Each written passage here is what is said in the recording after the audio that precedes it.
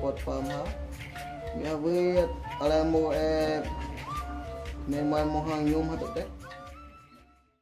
Purué Tito Menezes, sou historiador, também sou professor de história, né? Sou pedagogo. Minha aldeia de origem é Ponta Alegre, Rio Andirá, terra indígena de Iramaral. E sou advogado também. Meu nome é Ednelson Andrade Monteiro, sou etnia Sateré-Maué, do município de Parintins, do Rio Aicurapá. A minha função atualmente, eu sou coordenador de educação escolar indígena do município de Parintins, atuando aqui na SEMED, na Secretaria Municipal de Educação. Eu vim da região do Andirá, no município de Barreirinha, e ultimamente eu trabalho na SEMED. Eu tenho 4 filhos, sendo 3 homens e uma mulher. E o meu nome é José de Oliveira dos Santos Silva em português. E muitos me chamam em Sateré como Negui. Esse Negui é um ser que libertou o povo Sateré na época. O povo Sateré-Maué, historicamente, ele, digamos assim, ele usou uma estratégia para proteger a língua materna. Como? Proibindo a mulher de aprender a língua portuguesa. Então, nesse caso, nós que já temos mais de 4 séculos de contato, né, nós temos esse privilégio de hoje ser um povo que ainda fala fluentemente a nossa língua, né, que ainda conhece a gramática, enfim, todo esse processo, né. Então, a minha comunidade de origem é Ponta Alegre, né. Historicamente, Ponta Alegre foi uma aldeia de repartição. Então, vários Sateré-Maué foram levados para lá, foram catequizados, né? Deixaram de falar a língua Sateré-Maué pela língua portuguesa. Então, isso é um processo histórico, né? Que eu faço parte desse processo. Querendo ou não, eu faço parte. Então, lá na minha aldeia, a língua utilizada é a portuguesa. E em segunda, a língua Sateré-Maué. Agora, nas restantes das demais comunidades, a supremacia, né, ainda hoje, da língua Sateré-Maué. A Escola Charles Garcia é que contém o maior número, né, dessas crianças indígenas. Então nós temos, tanto no turno matutino quanto vespertino, e se não me falha a memória, nós temos também 4 crianças à noite que são indígenas. Particularmente quando eles adentram a escola, eles já sabem um pouco da língua portuguesa, né, do nosso português. Então, eles vão guardar a língua deles, sim. Alguns eles utilizam entre si. Inclusive, eu lembro bem que ano passado, eu ouvi um relato de um professor de sala, que ele não sabia se eles estavam xingando ele, falando mal dele, né? Mas tinha ali 2 alunos que estavam trocando informações, se comunicando através da língua indígena, né? Língua Sateré. Quando eu atuei em 2013 como gestora, eu já encontrei outros vindo oriundos de Barreirinha com bastante dificuldade, porque eles já falavam demais a sua língua deles. E o que os professores me relatavam, professora, está muito difícil a aprendizagem, acompanhar a aprendizagem deles, porque eles só estão falando a língua deles. Aí, qual foi a minha preocupação assim de imediata? Entrar em contato com a secretaria, a SEMED, que é o órgão responsável, junto à educação indígena. Foi uma preocupação muito grande quando eu fiz a relação nominal de alunos e constaram que a escola assim, recebe uma totalidade de 25 alunos. A maioria fala bem pouco. Então, eles não são muito de falar, eles são até um pouco tímidos. Mas os que já estão aqui na escola, que na verdade eles chegaram até mesmo antes de mim, eles falam normalmente a língua portuguesa. Falam pouco, mas falam, né? E os que chegaram, que são a maioria dos alunos do primeiro ano, que é a primeira vez na escola, eles falam um pouco da língua portuguesa e com certeza da língua deles, com os pais. Mas eles usam mais essa língua, a língua Sateré-Maué, com os pais e não na escola. Quando eles chegam aqui, automaticamente eles são inseridos, né, a falar a língua portuguesa, eles vêm para falar e realmente os pais eles trazem para inserir numa escola para aprender esse português. Pelo conhecimento que eu sei, como as aldeias indígenas hoje já têm a formação, né, de professores que trabalham a língua Sateré-Maué e tanto a língua portuguesa, apesar desse processo que a educação está havendo lá nas aldeias indígenas, eles chegam na escola falando português. Mesmo que com muitos nas entraves, algumas situações lá, é uma formação não tão bem qualificada como talvez teria se tivesse morado numa cidade com melhor qualidade de vida, né? Mas eles chegam na escola trazendo já uma pré-formação bastante elevada para quem se considera indígena. Em sala de aula, entre eles, quando tem mais de um na sala, geralmente os professores observam que eles utilizam entre eles. Mas não numa constante, assim, não é constante que eles utilizam, entendeu? Não é assim, por quê? Porque geralmente quando os pais colocam eles para estudar na zona urbana, é que eles querem, é um pedido até dos pais, né? É que eles querem que eles aprendam a língua portuguesa, façam essa associação, entendeu? Então eles utilizam, nada impede que eles utilizem, né? Na escola, no ambiente escolar, mas eles só utilizam quando tem outro que fala a mesma língua, porque nem todos sabem, tem alguns que vêm, mas não sabem todo o vocabulário, não conseguem se comunicar na língua saterê. A principal dificuldade é que na cidade não existe política pública voltada para o indígena, né, que estuda na cidade. Então, porque até mesmo a educação escolar indígena, diferenciada, específica e bilíngue, ela foi pensada para o indígena na aldeia, né? Então, atualmente não existe qualquer política pública voltada para o estudante indígena da cidade. Então, nós estamos à mercê de qualquer ação do Estado.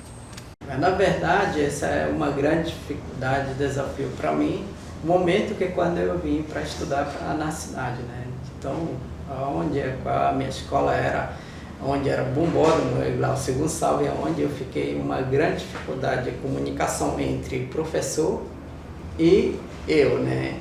Inclusive, eu me lembro muito bem, na época, que a gente tem uma grande discriminação dentro da sala de aula. Me lembro muito bem, tem algumas, os alunos me criticaram muito porque eu não sei falar português. Então, eu acredito que é um grande desafio encontrar quando eu vim para a cidade. Esse é um grande desafio para mim, a comunicação entre o professor e também os amigos que eu tenho, né? A dificuldade que nós temos é porque nós não temos uma língua direcionada para trabalhar com eles, a língua deles, né? Nós trabalhamos realmente a língua portuguesa com eles, normalmente, né?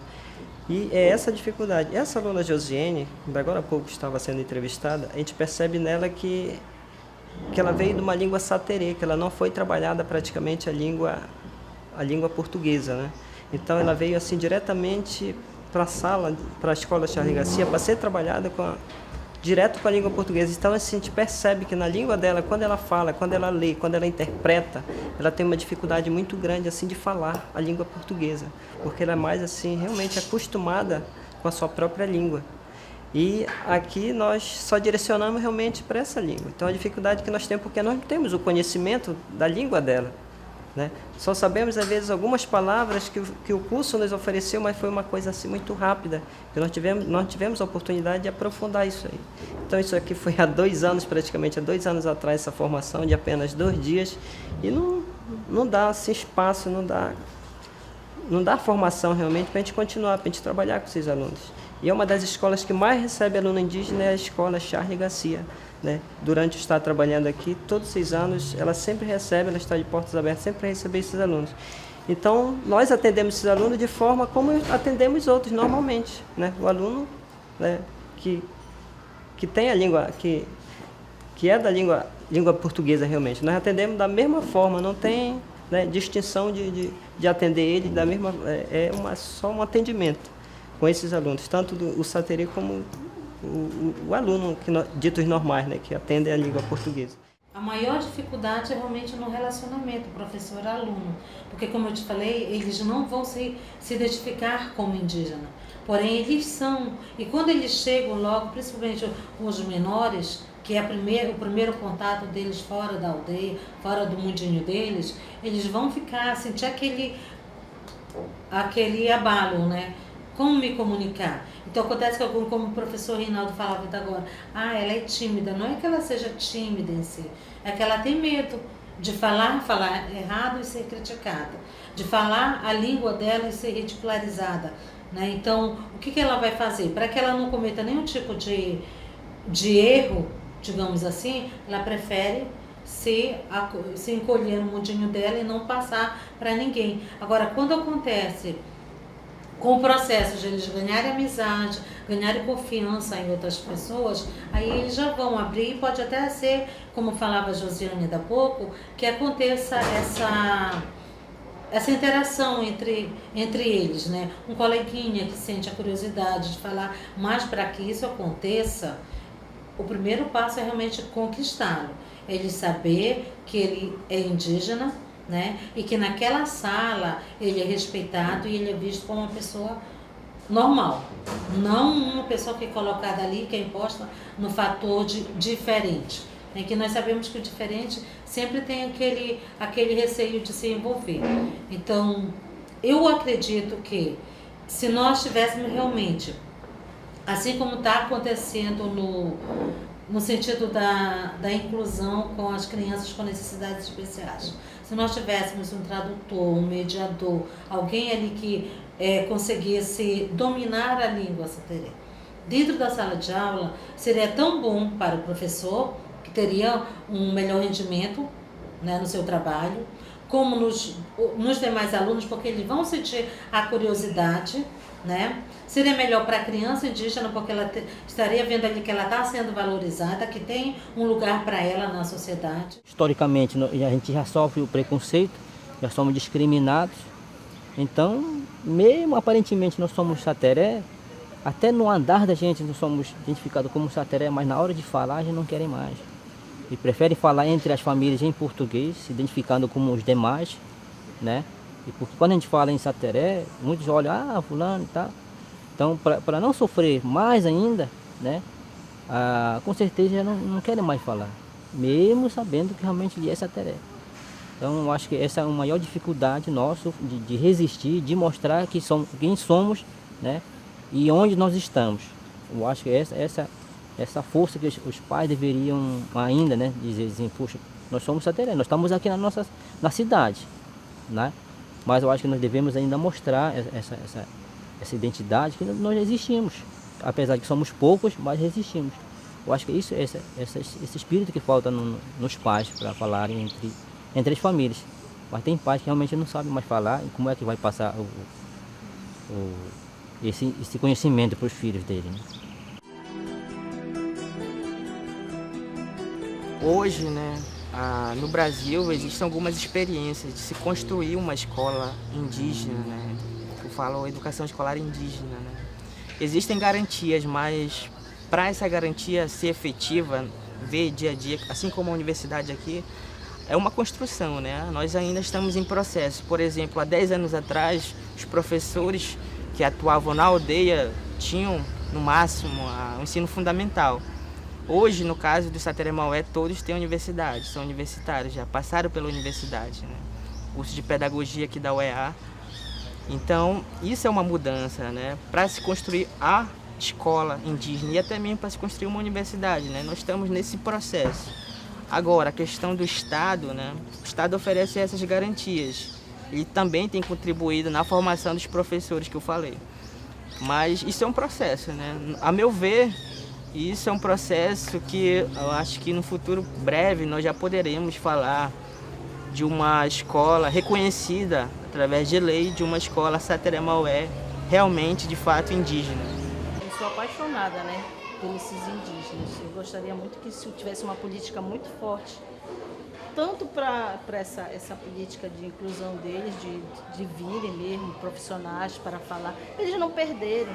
Isso é um patrimônio deles cultural, isso, sabe, eu fico assim pensando que a Secretaria ainda não tem para nos ajudar como intérpretes, né, que deveria realmente ter um professor aqui que pudesse estar dentro da escola mesmo para fazer essa orientação de inclusão. Primeiramente, acho que a gente tem que formar, né, formar um grupo mesmo de pessoas comprometidas com essa educação e que vejam na cultura indígena uma forma de fazer diferente, né? E para Charles Garcia, com certeza, quando isso acontecer, ele será de grande relevância, porque nós temos um grande número de alunos que precisam. Está começando a se despertar a valorização da escrita, a fala, a escrita sateré, os materiais. Agora, mais ainda, por exemplo, eu vi realmente nesse vestibular, que foi feito nas duas línguas, sateré e português, e aí daqueles que não falam sateré. Então é hora de eles começarem a se despertar. Hoje então vou me interessar em falar sateré, escrever sateré. E com certeza vão se prejudicar em falar para os filhos deles. Então eu acho que futuramente a língua sateré, inclusive a nossa luta hoje é que oficializar a língua sateré na região de Maués, Barreirinha e Parintins.